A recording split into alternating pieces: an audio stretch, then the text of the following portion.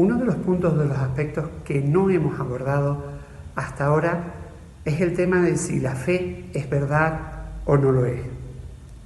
Solo hemos visto algunos argumentos acerca que la fe no es algo que esté a punto de extinguirse, sino todo lo contrario. Pero precisamente uno de los propósitos de esta nueva serie es abrir un espacio donde podamos reflexionar por qué creemos o no creemos en Dios. Un espacio donde podamos comparar las creencias y afirmaciones del cristianismo con las creencias y afirmaciones del punto de vista secular, para saber qué postura tiene realmente más sentido en la vida. Un espacio donde podamos ir escuchando diferentes respuestas a esta pregunta, como ahora vamos a escuchar a Ismael Santiago, estudiante de lenguas modernas, acerca de por qué cree lo que cree. Buenas a todos, soy Ismael, tengo 23 años y actualmente estoy acabando la carrera de lenguas modernas en Las Palmas.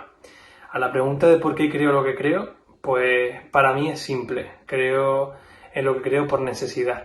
Y no es cuestión de creer algo, sino por ese simple hecho de necesitar de Dios.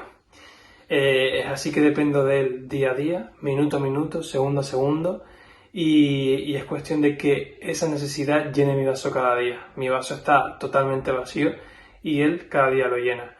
Es difícil que hoy en día este mundo crea en algo que actual para nosotros no es visible, pero por eso mismo creo, porque lo siento, porque lo noto en mi vida, lo siento en mi vida y por eso es que creo con fe. Creo que está en mi corazón, Él mora en mi corazón y cada día me ayuda. Me he criado en una familia cristiana, como muchos saben, y eso tiene sus pros y sus contras, porque sí que toda la vida he asistido a la iglesia, todos los domingos, escuela dominical, he aprendido mucho de Dios, pero llega un momento en tu vida en el que dices, ¿creo realmente en Dios? Y es ahí cuando me lo planteo, me lo replanteo todo. Y sí, yo decidí seguir a Jesús y aceptarlo en mi corazón a la edad de 6 años en la escuela dominical, pero es hasta la adolescencia en la que empiezan mis dudas y mis cosas en la cabeza, y es cuando realmente mi vida fue a mala, no hacía caso lo que mis padres me decían, los estudios me fue mal, realmente no sabía si seguía a Dios o no, estaba entre medias, estaba tibio, no era ni frío ni caliente, y ahí fue cuando realmente Dios me tocó y me habló, y me di cuenta que sin Él estaba perdido. Por eso yo creo que es una cuestión de necesidad, de que sin Él no sé lo que haría en mi vida.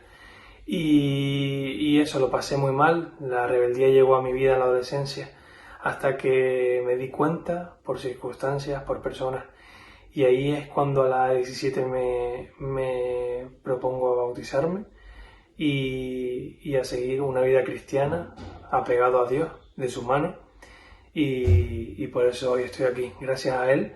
Sé que muchas cosas no las contaría hoy, sé que mi vida sería completamente distinta, pero gracias a Él tengo una vida pegada a Él y Él me ayuda cada día, como dije antes, llena mi vaso que está vacío, y gracias a Él tengo una vida buena en Él. Respuestas como la que acabamos de oír vienen a confirmar que el secularismo en el siglo XX no ha demostrado que puede dar orientación moral, por ejemplo, a la tecnología o a nivel personal o a nivel de Estado. Muchos intuyen que los seres humanos y nuestros afectos y aspiraciones no se pueden reducir a mera materia o a química o a genes. Y vimos como el interés en Dios, lejos de disminuir, ha ido y seguirá yendo en aumento.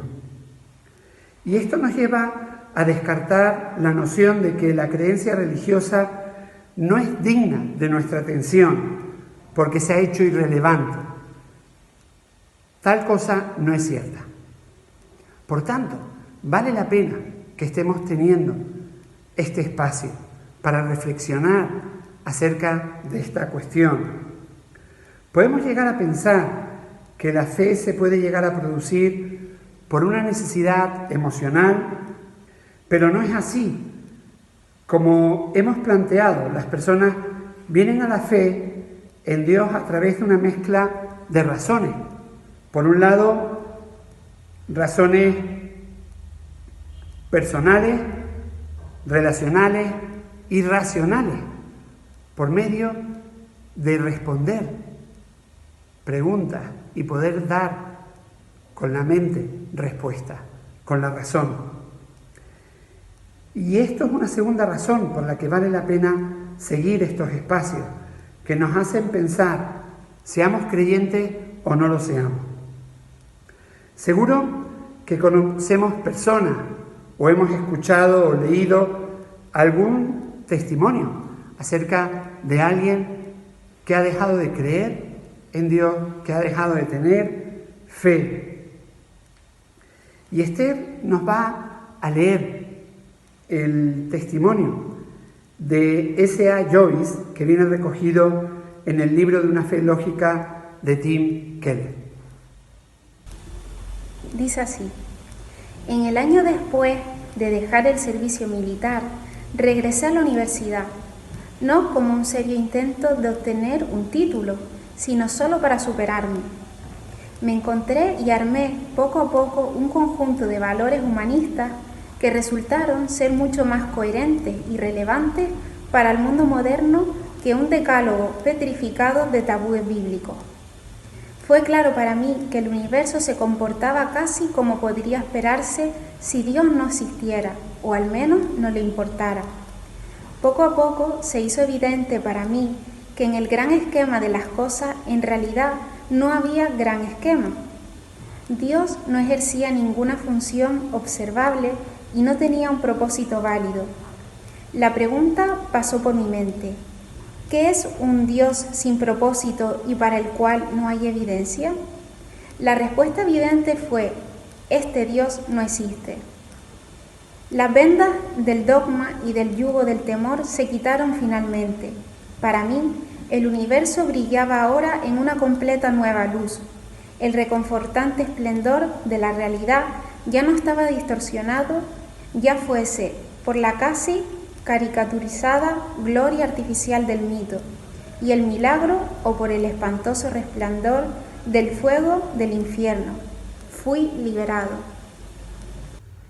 Él titula su testimonio de la siguiente manera: una noche oré para conocer la verdad, al día siguiente descubrí que era un ateo. Esta manera no es la única de llegar, o esta vía no es la única de llegar a la conclusión de no creer en Dios. Para algunos la motivación puede estar en experiencias horrorosas de maldad, de injusticia, de sufrimiento. Para otros puede estar en la hipocresía o en el abuso de los grupos religiosos donde pudieron crecer. Y de nuevo, volvemos a llegar a estos tres elementos a la hora de poder alcanzar una conclusión: lo racional, lo existencial o lo social, que suelen encontrarse generalmente juntos en mayor o en menor grado. El testimonio que acabamos de escuchar, que nos acaba de leer Esther, tiene un enfoque más racional. La conclusión de la mayoría de estas historias es que los seres humanos no necesitan a Dios para tener una vida satisfactoria o para construir un mundo mejor, llegando a argumentar que en realidad podemos realizar mejor estas tareas sin religión alguna, sin la necesidad de la fe, con la idea de obtener el valor necesario también para pagar el precio de rebelarse y para enfrentar la realidad y llegar a decir la verdad según esta nueva visión que se adquiere. Realmente, si pensamos en ello, es un argumento poderoso al describir la ausencia de la fe como el resultado de la búsqueda de la verdad y el valor de enfrentar la vida según ese principio, de enfrentar la vida como es. En estos relatos a menudo podemos encontrar un deseo por un mundo que ya no esté continuamente dividido entre aquellos que creen, los verdaderos creyentes, y los infieles. Un mundo en que ya no exista esa división.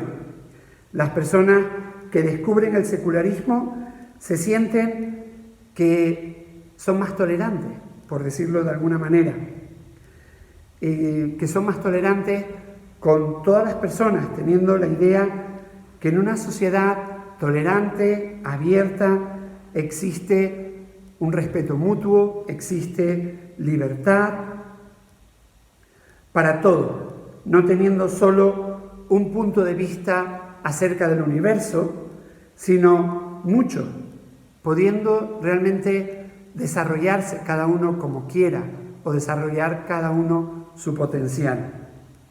Sin embargo, detrás de este punto de partida está la idea que las personas religiosas viven con una fe ciega, mientras que las personas seculares y que no creen en Dios fundamentan su postura en la evidencia y en la razón. De alguna manera, están sacando fuera de esa sociedad tolerante aquellos que son religiosos, quitándoles el derecho de llegar a sus conclusiones por medio de la razón, sin darse cuenta que lo que están cambiando es una serie de principios, de fundamentos de fe, por otra serie de principios y de fundamentos de fe igualmente. Las personas afirman que su visión secular es sencillamente lo que quedó después que la ciencia y la razón quitaran las anteriores creencias en lo sobrenatural. Una vez que desaparece la superstición, fueron capaces de ver las cosas que estaban allí desde el principio, que únicamente la razón puede establecer la verdad y los valores humanistas de libertad e igualdad.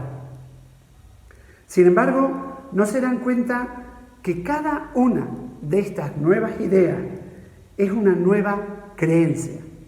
Realmente es un compromiso de gran valor que no se puede tampoco demostrar de forma empírica. Moverse de la religión al secularismo no es tanto una pérdida de fe como un cambio a un nuevo conjunto de valores y a una nueva comunidad de fe, una que traza las líneas entre la verdad y lo que no lo es. Y esta es una de las razones principales por las que muchas personas seculares no consideran que vale la pena explorar o evaluar las afirmaciones que hacen los creyentes sobre Dios o sobre su fe cristiana. Asumen que creer es principalmente un asunto de fe, mientras no creer está principalmente basado en la razón. En la siguiente sesión vamos a desafiar este punto de vista y te invito a que puedas pensar de aquí a la siguiente sesión en argumentos que sostengan el sentido, por un lado, de tu fe, pero también el sentido de tu secularidad. Que también pienses argumentos que lo sostengan. Si tienes un punto de vista secular, igual no eres capaz de hacerlo, porque te sientes con el derecho de no tener que hacerlo. Pero por lo menos reflexiona sobre esta idea, que la secularidad es un nuevo conjunto de creencias sobre el universo que exige el ejercicio de la fe.